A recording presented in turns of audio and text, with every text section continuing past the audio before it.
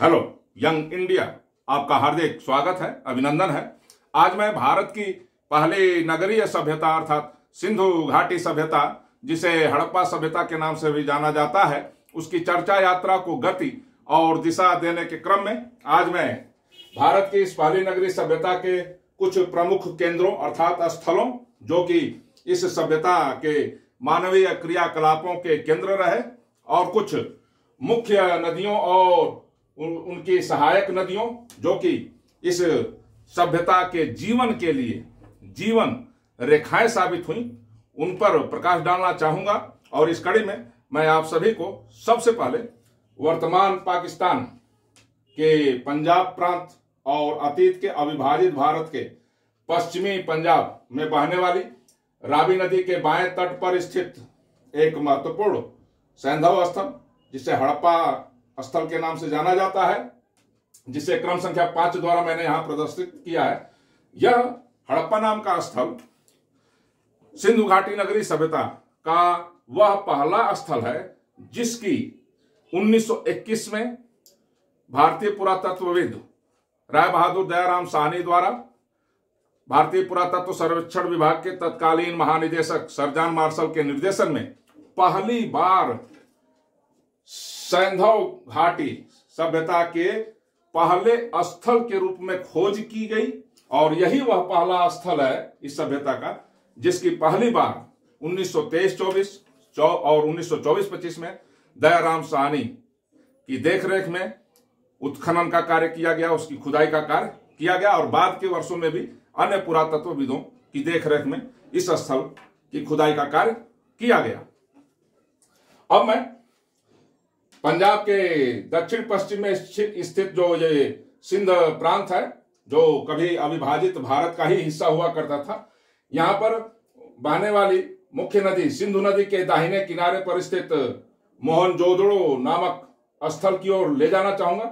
मोहनजोदड़ो नाम का यह जो स्थल है सिंध प्रांत के लरकाना जिले में स्थित है, जबकि हड़प्पा जो है मांटगोमरी जिले में स्थित है। यह भी आप ध्यान रखिएगा। तो मोहनजोदड़ो जो कि सिंध के लरकाना जिले में स्थित है और सिंध के दाहिने किनारे पर स्थित है, इसकी इस सभ्यता के दूसरे स्थल के रूप में श्री राखालदास बनर्जी नाम के भारतीय पुरातत्वविद द्वारा सर जॉन मार्शल के ही निर्देशन में इस सभ्यता के दूसरे स्थल के रूप में खोज की गई। और यह इस सभ्यता का दूसरा स्थल है जिसकी 1924-25 में बनर्जी के देखरेख में उत्खनन किया गया, और बाद के वर्षों में अन्य पुरातत्वविदों की देखरेख में भी उत्खनन किया गया। अब जो है, अब आपको मैं कुछ महत्वपूर्ण अन्य स्थलों की ओर ले जाना चाहूंगा। ये देखिए, आप देख सकते हैं, यह जो स्थल है मेहरगढ़ के नाम से जाना जाता है, बलूचिस्तान प्रांत। वर्तमान पाकिस्तान का यह जो बलूचिस्तान प्रांत है, पश्चिमी भाग है पाकिस्तान का, क्रम संख्या 26 द्वारा चिन्हित यह जो एक स्थल है मेहरगढ़ नाम का, यह प्राक हड़प्पा कालीन एक स्थल है। और मैं आपको बता देना चाहूंगा कि प्राक हड़प्पा कालीन स्थल या जो आरंभिक सभ्यता से जुड़ा हुआ स्थल है, ये वो स्थल होते हैं, ये वो स्थल प्रकाश में आए जो मौलिक रूप से ग्रामीण संस्कृतियों को समेटे हुए थी, लेकिन समय के साथ इनमें नगरीय सभ्यता के लक्षणों और विशेषताओं ने जन्म लेना आरंभ कर दिया था, वो प्रकट होने लगे थे। अर्थात ये सभ्यताएं अर्ध ग्रामीण और अर्ध नगरीय थी, और इनमें से कुछ तो विकसित नगरीय सभ्यता में भी परिवर्तित हुई, और कुछ जो है आरंभिक अवस्था के साथ ही इनका पतन हो गया। उनमें से मेहरगढ़ एक प्रमुख आरंभिक सिंधु सभ्यता का एक स्थल है। यहीं से लगभग 7000 वर्ष ईसा पूर्व दक्षिण एशिया की प्राचीनतम मानव बस्ती और कृषि, अस्थायी रूप से कृषि किए जाने का दक्षिण एशिया का प्राचीनतम साक्ष्य प्राप्त हुआ है। और लगभग 3300 वर्ष ईसा पूर्व या 3200 ईसा पूर्व आते आते, यानी इस स्थल पर नगरी सभ्यता के चिन्हों, लक्षणों और विशेषताओं के जन्म लेने के साथ यहां पर पहली बार सिंधु घाटी सभ्यता का जो स्त्री मूर्ति का, मिट्टी से निर्मित स्त्री मूर्ति का प्राचीनतम साक्ष्य यहीं से प्राप्त होता है, मेहरगढ़ से। ध्यान दीजिएगा, सिंधु सभ्यता का मिट्टी से निर्मित स्त्री मूर्ति का प्राचीनतम साक्ष्य मेहरगढ़ से। यहां ये देखिए, क्रम संख्या 27 द्वारा बलूचिस्तान में मेही नाम का एक आरंभिक सैंधव स्थल है, यानी यह भविष्य में जो है विकसित अवस्था को ये भी प्राप्त नहीं कर सका, लेकिन यह जो है इस स्थल पर सिंधु घाटी की नगरी सभ्यता का जो है एक सिर रहित स्त्री की आकृतिनुमा तांबे का एक प्राचीनतम दर्पण पाया गया है। इसी तरह से आप यहां देख सकते हैं, ये क्रम संख्या 24 है। ये नौसारो के नाम से जाना जाता है। यह भी सिंधु घाटी सभ्यता की आरंभिक अवस्था का प्रतिनिधित्व करता है, यानी यह विकसित सिंधु सभ्यता का इसने स्वरूप नहीं लिया, उसके कुछ कारण रहे होंगे, लेकिन जो आरंभिक अवस्था थी इस सभ्यता की नौसारों में, यहां पर कुछ उल्लेखनीय उदाहरण देखने को मिलते हैं अवशेषों के। नौसारो और मेहरगढ़ में, दोनों में मिट्टी से निर्मित कुछ ऐसी स्त्री मूर्तियां मिली हैं जिनकी मांग में लाल रंग भरा हुआ है, अर्थात नौसारो और मेहरगढ़ सिंधु घाटी सभ्यता वासियों के जीवन में महिलाओं द्वारा मांग में सिंदूर भरे जाने का प्राचीनतम साक्ष्य प्रस्तुत करता है। अब हम आपको इधर ले जाना चाहेंगे 28वें द्वारा, क्रम संख्या 28 द्वारा जो आरंभिक सैंधव सभ्यता कालीन स्थल है कुल्ली का सिंधु घाटी सभ्यता के जीवन में और इतिहास में इस अर्थ में महत्व है कि यहां पर सिंधु घाटी सभ्यता की कला का प्राचीनतम साक्ष्य देखने को प्राप्त होता है। यहां से बहुत बढ़िया ढंग से अलंकृत किए गए चाक पर निर्मित, यानी कुम्हार के चाक पर निर्मित मिट्टी के बर्तन यानी पात्र उत्खनन में प्राप्त हुए हैं। यहाँ के मिट्टी के बर्तनों पर मुख्य रूप से पीपल के पत्तों का अंकन किया गया है, और साथ ही कुल्ली नामक स्थल से ही सिंधु घाटी सभ्यता का मिट्टी से निर्मित कुबड़दार वृषभ यानी सांड का प्राचीनतम साक्ष्य प्राप्त हुआ है, जिसमें सांड की आंखों को बड़ी बड़ी दिखाया गया है और उसके शरीर को लंबा खींचा हुआ दर्शाया गया है, और उसके शरीर के ऊपर, गर्दन के ऊपर जो है बड़ा सा कुबड़ भी दर्शाया गया है। अब ये देखिए, क्रम संख्या 30 के द्वारा जो स्थल हमने दर्शाया है, यहां पर यह जो है नाल के नाम से जाना जाता है। नाल भी सिंधु घाटी की नगरी सभ्यता की आरंभिक अवस्था का प्रतिनिधित्व करता है, यानी यह प्रकृति से अर्ध ग्रामीण और अर्ध नगरी सैंधव स्थल था। यह कभी भी इस सभ्यता का एक विकसित स्वरूप नहीं ले सका, लेकिन यह जो है सिंधु घाटी सभ्यता के लोगों द्वारा सीढ़ीदार खेतों में खेती किए जाने और बांधों और नहरों से खेतों की सिंचाई किए जाने का एक प्राचीनतम साक्ष्य प्रस्तुत करता है, अर्थात जल प्रबंधन की दो प्रणालियों का प्राचीनतम नमूना प्रस्तुत करता है। साथ ही यहां पर एक गरुड़ की आकृति नुमा एक मोहर पाई गई है, मुद्रा, जिसमें गरुड़ अपने पंजों में सांप को दबोचे हुए है। तो ये अभी मैंने ये जितने भी स्थल बताए 26, 27, 24, 30, 28, ये सभी जो है पाकिस्तान के बलूचिस्तान प्रांत में स्थित सिंधु घाटी सभ्यता की आरंभिक अवस्था, अर्थात जो आधी ग्रामीण और आधी नगरी थी, उनका प्रतिनिधित्व करने वाले स्थल थे। ये ऐसे स्थल थे जो कभी भी सिंधु घाटी की नगरी सभ्यता के की विकसित अवस्था को ये प्राप्त नहीं कर सके। ये आरंभिक अवस्था में ही इनका क्या हो गया, पतन हो गया। साथ ही पाकिस्तान के पंजाब प्रांत के पश्चिम में खैबर पख्तून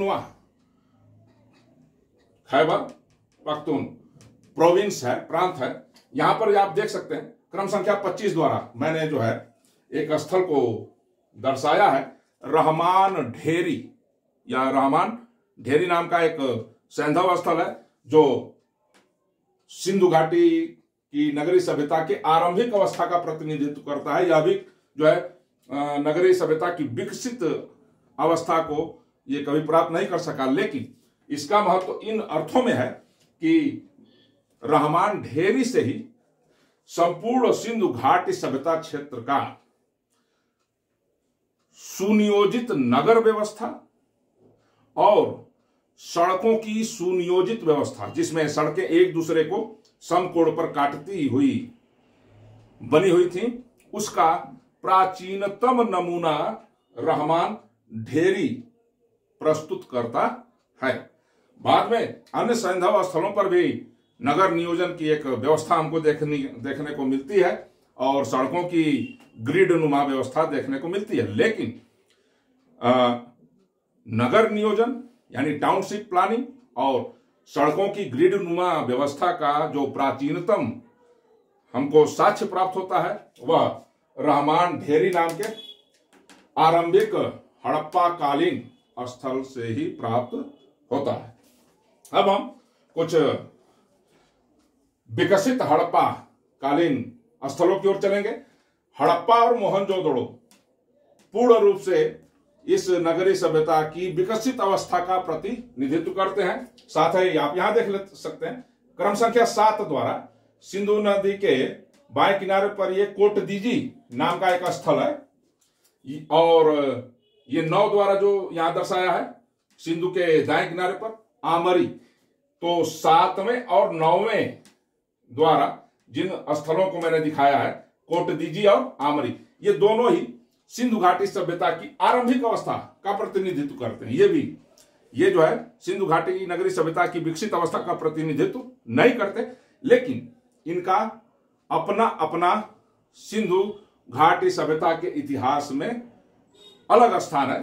कोटदीजी वह आरंभिक हड़प्पा कालीन स्थल है जहां से सिंधु घाटी सभ्यता का एक सींग वाले एक श्रृंगी देवता का मृद भांडों पर यानी मिट्टी के बने हुए बर्तनों पर अंकन का प्राचीनतम साक्ष्य प्राप्त होता है। एक श्रृंगी देवता का मृद भांडों पर अंकन किए जाने का, चित्रांकन किए जाने का। साथ ही कोटदीजी में कुम्हार की चाक पर जो मिट्टी के बर्तन बनाए जाते थे और कुछ हाथों से बनाए जाते थे, उन पर कहीं कहीं जो है 6 पुष्पदली आकृतिनुमा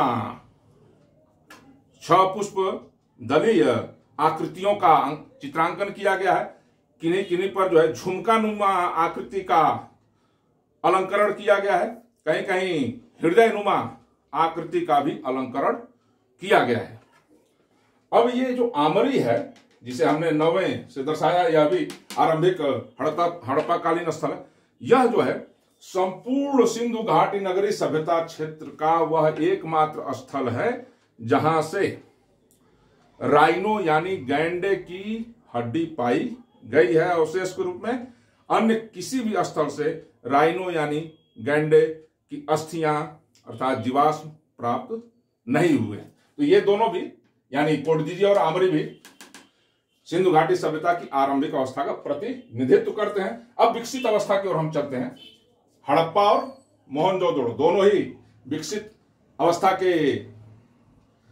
का वाहक थे। अब जो है आप देख सकते हैं यहां पर क्रम संख्या 8 द्वारा ये चनुदड़ो है जो सिंधु घाटी के बाएं किनारे पर स्थित है। यह सिंधु घाटी नगरीय सभ्यता की विकसित अवस्था का प्रतिनिधित्व करता है और ये 12वां सिंधु प्रांत में ही अलाहदीनो, यह भी सिंधु नदी का जो डेल्टा क्षेत्र है या कराची से पूर्व में स्थित एक सिंधु घाटी नगरीय सभ्यता की विकसित अवस्था का प्रतिनिधित्व करता है। यह अपने आप में एक बंदरगाह, नगर और स्थल भी था। अब हम बलूचिस्तान में आते हैं।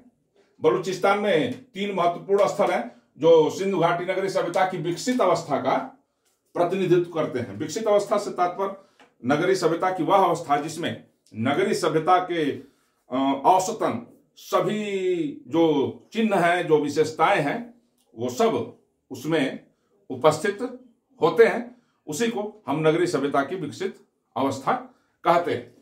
सबसे पहले ये क्रम संख्या 4 द्वारा दक्षिणी बलूचिस्तान के बिल्कुल पश्चिमी छोर पर स्थित ये सुतका गेंडोर नाम का स्थल है, क्रम संख्या 4। यह सिंधु घाटी सभ्यता की विकसित अवस्था का एक महत्वपूर्ण बंदरगाह नगर था जो दास्क नदी के किनारे स्थित था। दास्क नदी, और इसे पुरातत्वविदों द्वारा और इतिहासकारों द्वारा सिंधु घाटी सभ्यता काल के व्यापार का चौराहा नाम दिया गया है। अर्थात पुरातत्वविदों और इतिहासकारों ने इस स्थल को संपूर्ण सिंधु घाटी क्षेत्र के जीवन में जो व्यापार का आर्थिक तंत्र विकसित था, उस व्यापार का चौराहा माना है, क्योंकि यहीं से अधिकांश सिंधुवासी जो है आसपास के क्षेत्रों और अन्य देशों में स्थित तत्कालीन सभ्यताओं के साथ चतुर्दिक जो है व्यापार किया करते थे। अतः इसे सिंधु घाटी सभ्यता के व्यापार का चौराहा के नाम से जाना जाता है। इसके पूर्व में सोतका कोह, जो सादी कौर नदी के किनारे स्थित एक विकसित अवस्था का सैंधव स्थल है, यह भी अपने आप में महत्वपूर्ण है। और इसके पूर्व में बालाकोट सिंधु घाटी नगरीय सभ्यता की विकसित अवस्था से जुड़ा एक स्थल है जो बिंदार नदी के किनारे स्थित है। बिंदार नदी के किनारे जो है इसका उद्भव हुआ, यह फला फूला विकसित हुआ और यह इस सभ्यता की विकसित अवस्था का प्रतिनिधित्व करता है। यह भी सिंधु सभ्यता काल का एक महत्वपूर्ण बंदरगाह हुआ करता था और यहां पर सीपियों से साज सज्जा की विभिन्न सामग्रियों का निर्माण किया जाता था। अतः यह अपने आप में एक महत्वपूर्ण उद्योग केंद्र भी हुआ करता था। अब मैं आपको बता दूं, ये जो सुतका गेंडोर है संपूर्ण सिंधु घाटी सभ्यता क्षेत्र का सर्वाधिक पश्चिमी छोर है। यानी इस यह सभ्यता जिस भूभाग में जन्मी, फली फूली, विकसित हुई, उसकी यह पश्चिमी सीमा है। अब हम वर्तमान भारत की मुख्य भूमि की ओर चलते हैं। वर्तमान भारत की मुख्य भूमि के उत्तर में हम चले। यहां देखिए जम्मू कश्मीर में, विशेष रूप से जो जम्मू का इलाका है, जम्मू के इलाके में बहने वाली चिनाब नदी के उत्तर में यानी दाहिने किनारे पर मांडा नाम का एक सैंधव स्थल है जो सिंधु घाटी सभ्यता काल की तीनों अवस्थाओं यानी आरंभिक अवस्था, विकसित अवस्था और पतन की अवस्था, तीनों का उदाहरण यानी साक्ष्य उपलब्ध कराता है। अर्थात मांडा नाम के स्थल का जब ऊर्ध्वाधर खुदाई किया गया तो उस खुदाई में सबसे जो निचला स्तर पाया गया इस सभ्यता की आरंभिक अवस्था का, उसके ऊपर सभ्यता की विकसित अवस्था का और इसके ऊपर यानी सबसे ऊपर जो है इस सभ्यता की पतनोन्मुख अवस्था के अवशेष और साक्ष्य देखने को मिले। मांडा को संपूर्ण सिंधु घाटी सभ्यता क्षेत्र का सर्वाधिक उत्तरी छोर या उसकी उत्तरी सीमा निर्धारित किया गया है या माना गया है। उत्तर प्रदेश के मेरठ जिले में बहने वाली हिंडन नदी के किनारे स्थित आलमगीरपुर का नामक स्थान जो क्रम संख्या 3 से प्रदर्शित है, यह जो है इस सभ्यता का सर्वाधिक पूर्वी छोर यानी एकदम से पूर्वी सीमा थी। और उत्तर प्रदेश के ही सहारनपुर जिले में हुलास नामक एक स्थल है, यहां ग्रीन कलर के बिंदु द्वारा हमने दर्शाया है। यह जो है गेहूं की खेती किए जाने का साक्ष्य प्रस्तुत करता है।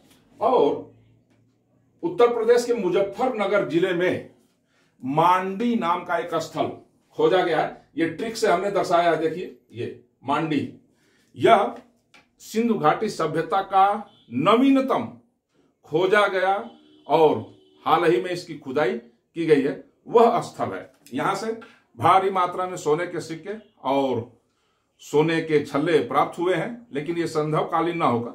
और सैंधव सभ्यता की पतनोत्तर अवस्था के बाद का जो काल रहा है उससे जुड़ी हो सकती हैं। कुछ सोने के जो छल्ले मिले हैं, हो सकता है कि वो सैंधव कालीन हो, लेकिन अभी भी इस स्थल का अभी बड़े पैमाने पर खुदाई होना बाकी है।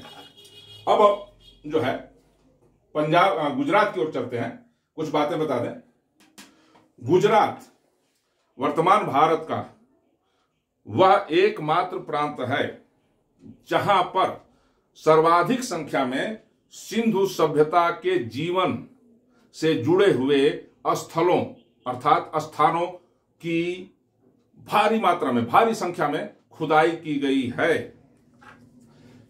अब पंजाब में आप चलते हैं। पंजाब में हिमाचल से लगा हुआ जो क्षेत्र है, वहां बहने वाली सतलुज नदी के बाएं किनारे पर स्थित रोपड़, वर्तमान रूपनगर, वह स्थल है जिसकी भारत को स्वतंत्रता प्राप्ति के पश्चात पहली बार इसकी खुदाई की गई। यानी भारत को स्वतंत्रता प्राप्ति के बाद जो सबसे पहला स्थल सिंधु सभ्यता से जुड़ा हुआ उसकी खुदाई की गई वो रोपड़ था। इसे भी आप याद रखिएगा, क्रम संख्या 16। अब हम राजस्थान में आते हैं। राजस्थान के बिल्कुल उत्तर पूर्व भाग में गंगानगर जिले से अलग होकर बने हनुमानगढ़ जिले में स्थित कालीबंगा नाम का सैंधव स्थल, जिसे 13 द्वारा हमने 13 से अंकित किया है। यह वास्तव में घग्घर नदी और उसकी सहायक द्रसदती नदी या जिसे चौतांग नदी कहते हैं, इन दोनों नदियों के मिले जुले घाटी क्षेत्र में स्थित एक महत्वपूर्ण सैंधव स्थल था, जो इस सभ्यता की दो अवस्थाओं यानी प्राक हड़प्पा और विकसित अवस्था का प्रतिनिधित्व करता है। अब हरियाणा में हम चलते हैं। हरियाणा में हिसार जिले में बनावली नाम का एक स्थल है जो रंगोई नदी के किनारे स्थित इस सभ्यता का एक महत्वपूर्ण स्थल है, जो अतीत में बहने वाली मुख्य नदी सरस्वती नदी की एक सहायक नदी हुआ करती थी और वह सरस्वती नदी आज वर्तमान में लुप्त है। उस रंगोई नदी के किनारे स्थित यह बनावली नाम का स्थल है। बनावली जो है इस सभ्यता की तीनों अवस्थाओं का प्रतिनिधित्व करता है। जिंद जिले में, हरियाणा के ही जिंद जिले में, जिसे हमने 15 से दर्शाया है और बनावली को 14 से, जिंद जिले में जो राखीगढ़ी नाम का स्थल है, यह भी सिंधु घाटी सभ्यता के जीवन की तीनों अवस्थाओं का प्रतिनिधित्व करता है। और हरियाणा के कुरुक्षेत्र जिले में भगवानपुरा नाम का एक स्थल है, यह 17 क्रम संख्या 17 द्वारा हमने दर्शाया है। यह जो है इस सभ्यता की पतनोन्मुख अवस्था का प्रतिनिधित्व करता है। हरियाणा के हिसार जिले में ही, जिसमें बनावली स्थित है, हिसार में ही कुड़ाल नाम का एक स्थल है, सैंधव स्थल। यहां से चांदी से निर्मित 2 राज मुकुट पाए गए हैं। यह ध्यानाकर्षक बिंदु है, इसे आप ध्यान दीजिएगा। कुड़ाल जो कि हिसार जिले में स्थित स्थल है, यहां से चांदी से निर्मित 2 राजमुकुट पाए गए हैं। और हरियाणा के ही भिवानी जिला, हिसार के दक्षिण में भिवानी जिला है, वहां पर एक और स्थल है मिताथल। यहां से तांबे से निर्मित एक कुल्हाड़ी और पान रखे जाने का डिब्बा प्राप्त हुआ है। अब मैं आपको गुजरात प्रांत की ओर ले चलूंगा। सबसे पहले मैं गुजरात के काठियावाड़ प्रायद्वीप की ओर ले चलूंगा।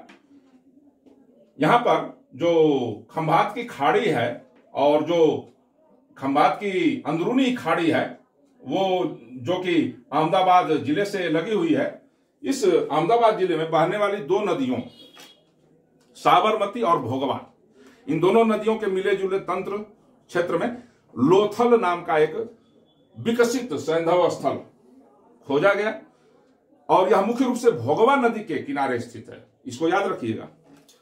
यह सिंधु सभ्यता कालीन एक महत्वपूर्ण बंदरगाह नगर भी हुआ करता था। यहां पर विश्व का प्राचीनतम गोदीबाड़ा यानी डॉकयार्ड यानी नौकाओं के आश्रय स्थल के होने का प्राचीनतम साक्ष्य प्राप्त हुआ है विश्व का। अब हम ये चलते हैं रंगपुर, गुजरात में। रंगपुर जिसे हमने 22 से दर्शाया है, यह मादर नदी के किनारे स्थित है। रंगपुर और लोथल दोनों जगहों से मृत पिंडों पर यानी मिट्टी से बने हुए पिंडों से चिपके हुए धान की भूसियों के साक्ष्य प्राप्त हुए हैं, जिससे सिद्ध होता है कि सिंधु सभ्यता के लोग चावल की खेती यानी धान की खेती किया करते थे। 23 यहां देखिए, काठियावाड़ के सौराष्ट्र जिले में रोजदी नाम का ये स्थल है, इसे भी ध्यान दीजिएगा। और ये देखिए काठियावाड़ प्रायद्वीप के राजकोट जिले में ये क्रम संख्या 29 द्वारा हमने कुंतासी को दर्शाया। कुंतासी भी सैंधवकालीन एक महत्वपूर्ण बंदरगाह नगर हुआ करता था, और यह एक नदी जिसका नाम फुलकी है, अर्थात फुलकी नदी के किनारे स्थित था। फुलकी नदी के किनारे कुंतासी स्थित था। अब चलते हैं ये कच्छ केरल की ओर, अर्थात कच्छ का जो प्रायद्वीप है। कच्छ केरल में दो नदियों मनहरा और मनसेहरा दो नदियों के बीच में एक द्वीप है जिसे कादिर द्वीप के नाम से जाना जाता है। इन दोनों नदियों के बीच में जो कादिर द्वीप है, उसी कादिर द्वीप पर धौलावीरा नामक एक सैंधव स्थल यानी भारत की इस नगरीय सभ्यता के वाहक स्थल धौलावीरा की खोज की गई और इसका बड़े पैमाने पर उत्खनन यानी खुदाई की गई।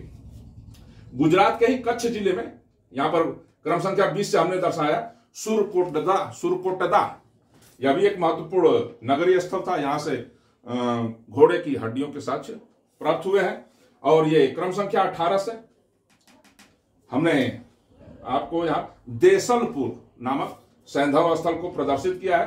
तो इन सभी स्थलों को आप जो है ध्यान दीजिएगा और जो है इनका अध्ययन करिएगा। इनकी रूपरेखा को मैंने आपके सामने इसलिए प्रस्तुत कर दिया क्योंकि आज के वीडियो के बाद अब मैं भारत की पहली नगरीय सभ्यता के सामाजिक जीवन, सामाजिक संगठन, कला, शिल्प, व्यवसाय, व्यापार, स्थापत्य, मनोरंजन आदि विविध पक्षों के साथ साथ उसके पतन के विभिन्न पक्षों पर प्रकाश डालूंगा। तब तक आप सभी लोग पढ़िए लिखिए। ध्यान दीजिएगा कि सैंधव घाटी सभ्यता के महत्वपूर्ण स्थलों को हमने यहां नाम दे दिया है, उनका अंकन कर दिया है, मानचित्र में उन अंकों को प्रदर्शित कर दिया है। और यह स्थल जिन नदियों के किनारे स्थित है उन्हें लाल रंग की स्याही और हरे रंग की स्याही द्वारा हमने रेखांकित कर दिया है। और ये हरे रंग की जो ट्रिक्स हैं, ये वो स्थल है पाकिस्तान में स्थित जो भारत की पहली नगरीय सभ्यता की आरंभिक अवस्था का प्रतिनिधित्व करते हैं। नवसारो, मेहरगढ़, मेही, कुल्ली, नाल इत्यादि। भारत में सिंधु घाटी की नगरीय सभ्यता की आरंभिक अवस्था का जो प्रतिनिधित्व करने वाले स्थल है वो जो है आपका धौलावीरा,